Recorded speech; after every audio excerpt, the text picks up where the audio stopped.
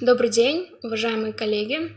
Мы начинаем вебинар «Концепция преподавания учебного предмета астрономия». В первой части вебинара мы рассмотрим основные разделы предметной концепции, затем будет представлен учебно-методический комплекс по астрономии, который включен в федеральный перечень учебников. Итак, концепция преподавания учебного предмета астрономия представляет собой систему взглядов на базовые принципы, приоритеты, цели, задачи и основные направления развития астрономического образования в России, а также определяет механизмы, ресурсы и ожидаемые результаты от ее реализации. Первый раздел концепции посвящен значению предмета астрономия в системе общего образования. И значение это трудно переоценить, поскольку сегодня астрономия является одной из важнейших объединяющих наук, определяющих научно-технический прогресс и освоение новых технологий. Это наука, которая дает целостное представление о масштабах, общем строении и эволюции Вселенной, познаваемости мира и истории развития представлений о нем. Главной целью преподавания и изучения астрономии является формирование у обучающихся естественно-научного мировоззрения, понимание причинно-следственных связей в природе процессов и красоты окружающей нас природы. Россия имеет многолетний опыт астрономического образования, который был накоплен еще в 30-е, 80-е годы прошлого столетия и позволил нашей стране стать пионером в освоении околоземного космического пространства. Поэтому развитие астрономической науки и астрономического образования сегодня обеспечит сохранение приоритета России в этой сфере. Естественно, что на пути развития возникают определенные трудности. Как раз этому посвящен второй раздел концепции.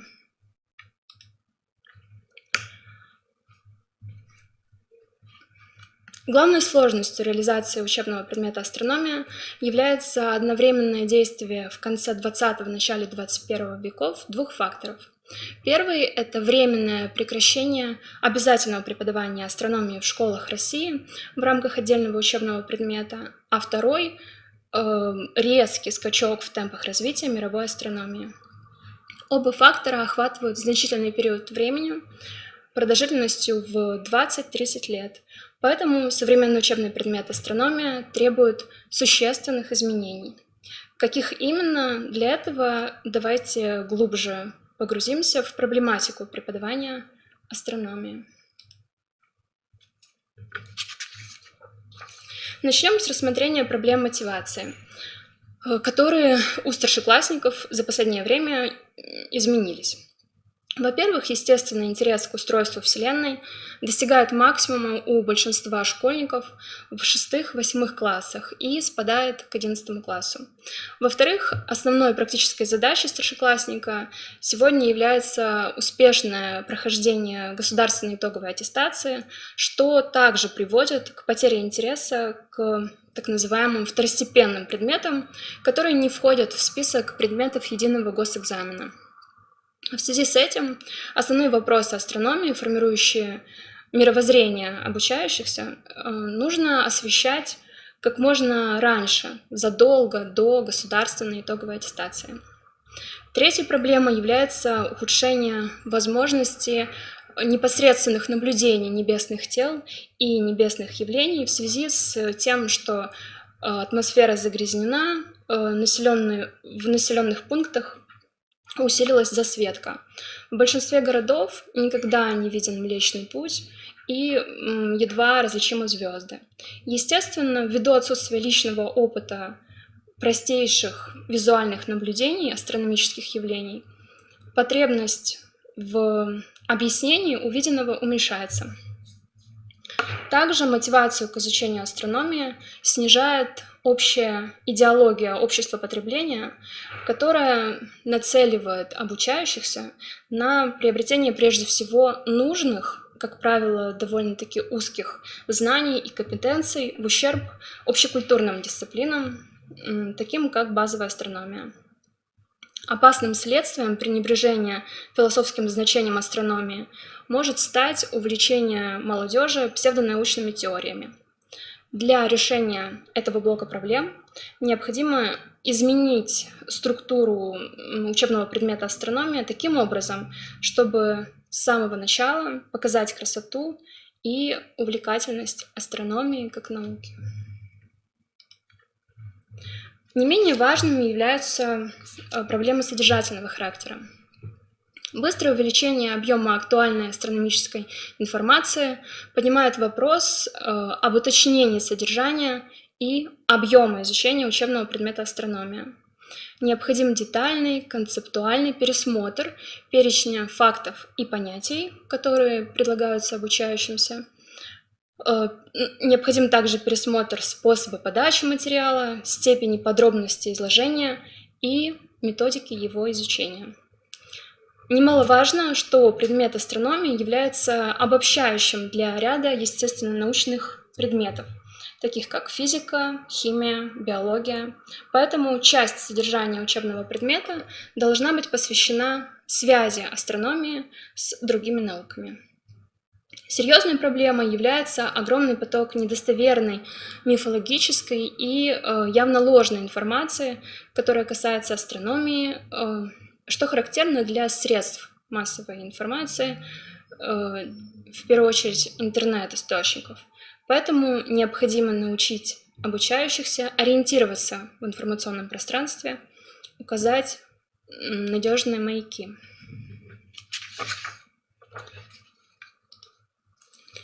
Главной проблемой методического характера, требующей оперативного решения, является необходимость создания современных учебников астрономии, соответствующих федеральному государственному образовательному стандарту среднего общего образования. Как раз один из таких учебников будет представлен во второй части нашего вебинара, а также необходима разработка методических пособий по преподаванию учебного предмета астрономия с примерным тематическим планированием и разработками уроков, дополнительных материалов, включающих задачники, контрольные измерительные материалы, образовательные, иллюстративные и видеоресурсы, учебные фильмы, программы виртуальной реальности. Естественно, кабинеты общеобразовательных организаций должны быть оснащены оборудованием, необходимым для проведения практических занятий по учебному предмету астрономия. В отдельных общеобразовательных организациях могут работать небольшие планетарии и классы виртуальной реальности. Решение этой проблемы, конечно же, требует специальной государственной поддержки. Учебный предмет астрономия должен также содержать разделы, посвященные способам практических астрономических наблюдений, которые могли бы проводить сами обучающиеся благодаря современным средствам связи, которые есть сегодня практически у каждого школьника. Это возможно. Оптимально также включение нескольких практических занятий в аудитории и под открытым небом в рамках учебного предмета. Наконец, последняя категория проблем, как и во многих сферах, это кадры. Учебный предмет астрономия был исключен из учебных планов общеобразовательных организаций, и в конце 90-х годов прошлого века была ликвидирована специальность учитель физики и астрономии в педагогических университетах и институтах. Студенты изучали астрономию в рамках курса астрофизика, который был сокращен до минимума. Проблема усугубляется тем, что в ряде регионов в университетах и институтах нет фактически ни одного специалиста по астрономии. Во многих общеобразовательных организациях преподаватели физики, которые традиционно вели астрономию, сами не изучали астрономию ни в школе, ни в вузе. Астрономия действительно неразрывно связана с физикой, тем не менее это все-таки различные науки с собственным предметом и объектом изучения, целями, задачами, методами исследования. Кроме того, существует целый ряд специфических требований, предъявляемых к преподавателям астрономии. Это достаточный уровень практической подготовки, умение проводить астрономические наблюдения и измерения, ориентироваться на звездном небе, пользоваться телескопом и астрономическим календарем. Все это в совокупности указывает на необходимость обучения по дополнительным профессиональным программам повышения квалификации, которое должно быть регулярным в силу быстрого обновления астрономических знаний. И поскольку специалистов по астрономии в регионах мало, необходимо применение технологий дистанционного обучения. Это могут быть онлайн-курсы, дистанционные лекции. С учетом всех выявленных проблем формулируется цель концепции преподавания астрономии. Это вывод российского астрономического образования в сфере общего образования на лидирующее положение в мире. Задачами развития астрономического образования в Российской Федерации являются модернизация содержания учебного предмета астрономия, создание новых учебно-методических комплексов, технологий и современных методик преподавания астрономии, создание в общеобразовательных организациях астрономических кабинетов и оснащение их современным оборудованием, мониторинг и создание системы информационных ресурсов высокого качества, которые обеспечивали бы все уровни общего образования содержательными и иллюстративными материалами. Создание системы доступного дополнительного астрономического образования в кружках и астрономических клубах, формирование образовательной среды астрономического просвещения. Это могут быть планетарии, музеи, квалифицированные сайты, астрономические фестивали, слеты любителей астрономии, лектория. Развитие ассоциаций преподавателей астрономии, организация их сетевого взаимодействия посредством проведения учительских семинаров, разного рода конференций для обмена опытом. Создание системы регулярного обновления в рамках действующего федерального государственного образовательного стандарта среднего общего образования, содержание учебного предмета астрономия с учетом достижений астрономии и космонавтики. Обеспечение наличия системы углубленного изучения предмета за счет системы элективных курсов, факультативов, астрономических олимпиад, турниров. И, наконец, обеспечение качественной подготовки, переподготовки и регулярного повышения квалификации преподавателей астрономии, организаций общего, высшего и дополнительного профессионального образования. Выявленные задачи определяют основные направления реализации концепции. В сфере общего образования это создание современной учебно-методической базы предмета астрономия, издание конкурирующих учебников разной степени углубленности и организация системы их регулярного обновления. Информационно-образовательная среда учебного предмета астрономия должна включать доступные базы дополнительных материалов. Это могут быть обновляемые сайты, практические задания, задачники, литература по астрономии и истории космонавтики, виртуальные лабораторные работы, видеоролики, которые визуализируют сложные темы. Далее, предмет астрономия должен войти в планы существующей системы проведения практических конференций и олимпиад. Также должны быть подготовлены и постоянно обновляться пособия для преподавателей по проектной и исследовательской деятельности обучающихся. Ключевые вопросы, изучаемые в рамках астрономии, близкие по тематике к учебным предметам физика и география, должны войти в состав контрольных измерительных материалов для проведения государственной итоговой аттестации в формате единого госэкзамена по физике и географии.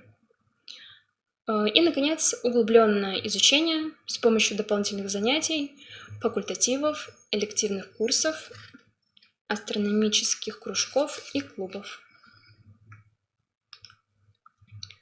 В целях астрономического просвещения и популяризации астрономии целесообразно обеспечить государственную поддержку развертыванию всероссийской сети планетариев для организации общего образования, создание учебных, научно-популярных и художественных фильмов по астрономии и космонавтике, отражающих, помимо прочего, отечественный вклад в мировую науку, и регулярное издание научно-популярных книг по этой тематике.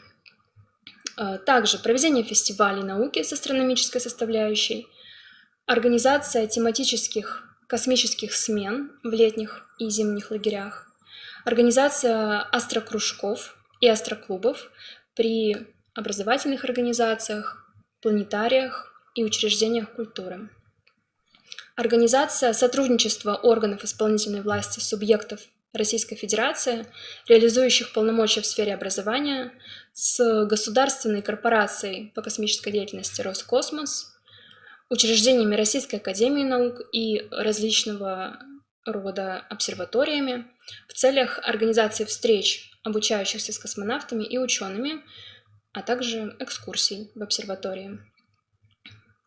И специальная подготовка преподавателей дополнительного образования в области астрономии. Направление реализации концепции в сфере профессионального образования для углубленной подготовки будущих астрономов и работников космической отрасли – это, во-первых, создание физико-математических, астрофизических и астрономических школ, организуемых как на основе общеобразовательных организаций, реализующих углубленное изучение астрономии, так и на базе университетов, институтов Российской академии наук и обсерваторий. Во-вторых, это разработка дополнительных общеразвивающих программ для углубленного изучения астрономии. И, в-третьих, важно осуществлять целевую государственную поддержку работы с одаренными и мотивированными обучающимися, включая оснащение специальным оборудованием и создание обсерваторий при таких образовательных организациях. Для научно-педагогических работников необходимо создать систему их подготовки на базе образовательных организаций высшего образования и организаций дополнительного профессионального образования. В указанных организациях должны функционировать оснащенные кабинеты астрономии, а также должны быть разработаны специальные программы по обучению и повышению квалификации преподавателей астрономии.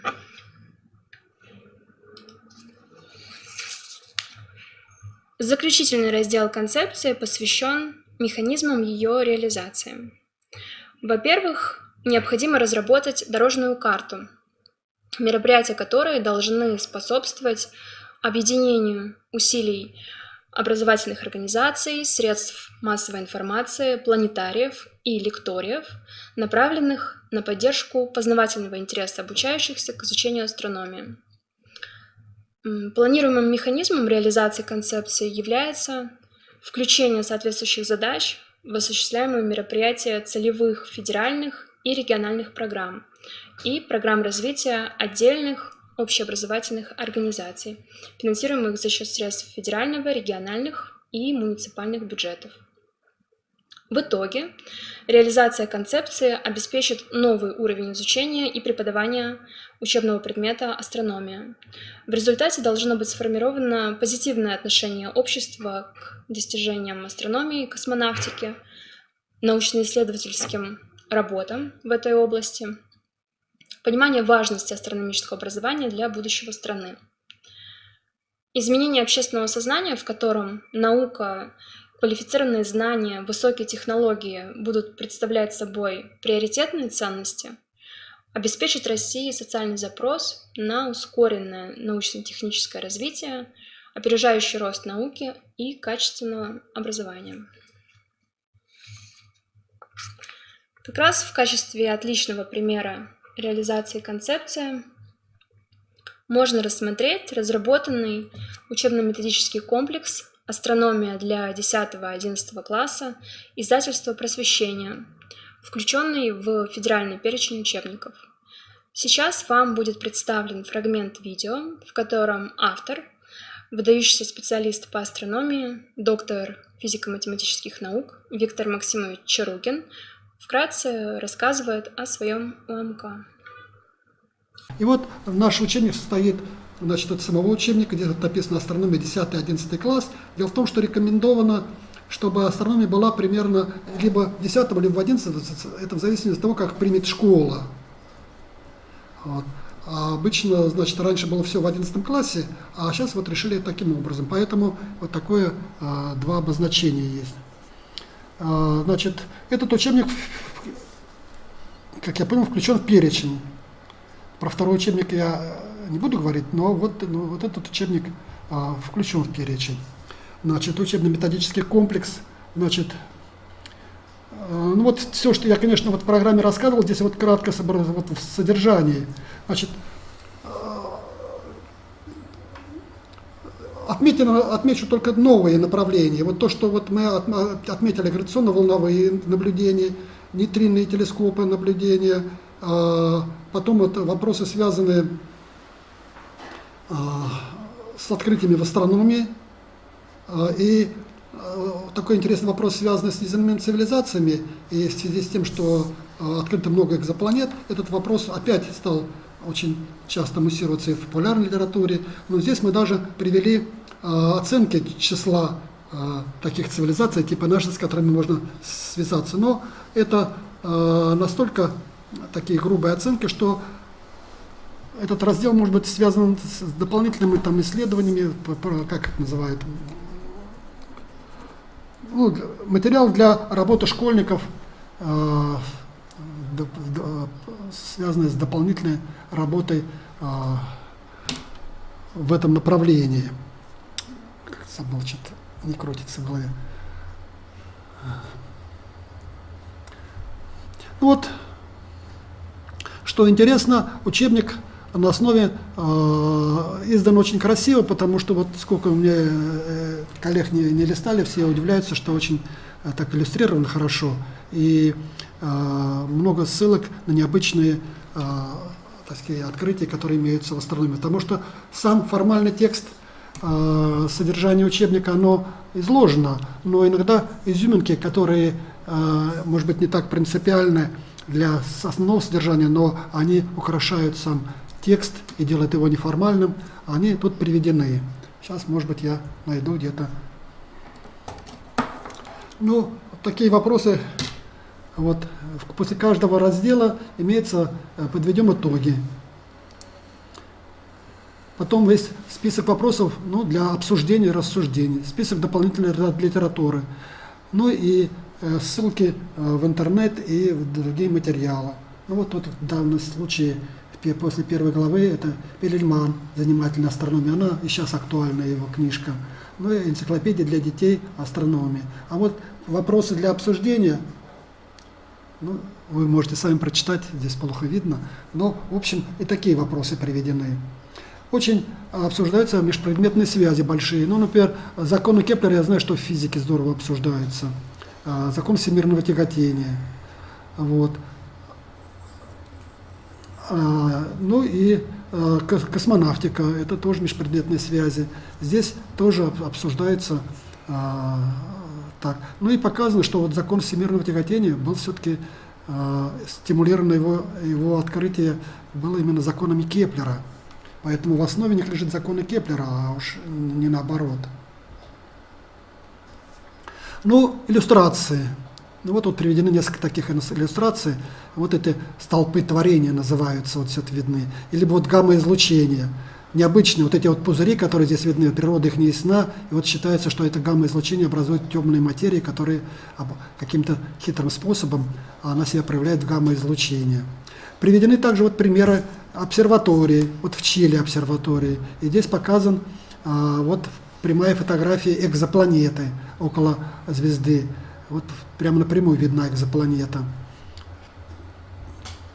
Ну и вот иллюстрации. Вот мне хотелось бы здесь вот, ну, например, вот спутник Ио. Здесь наблюдается выброс вулкан на Ио. Здесь вот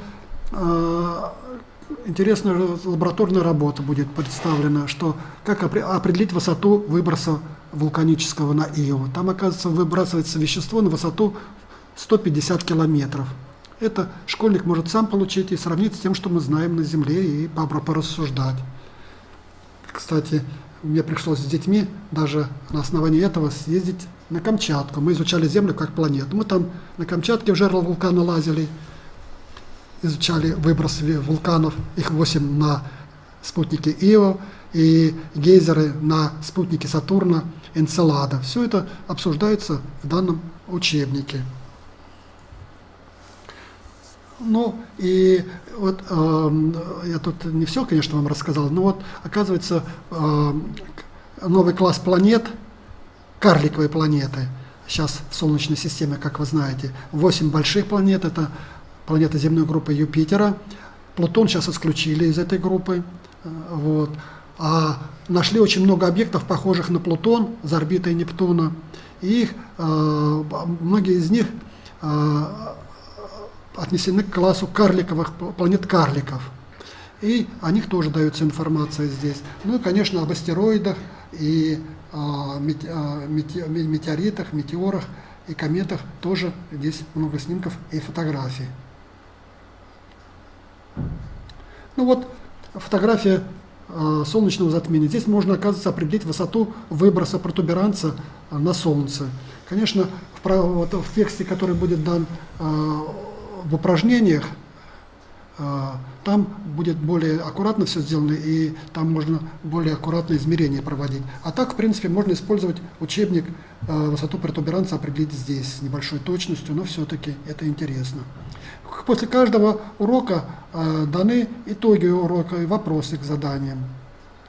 Вот. Ну вот. Полную запись выступления Виктора Максимовича можно посмотреть, пройдя по ссылке, указанной на данном слайде.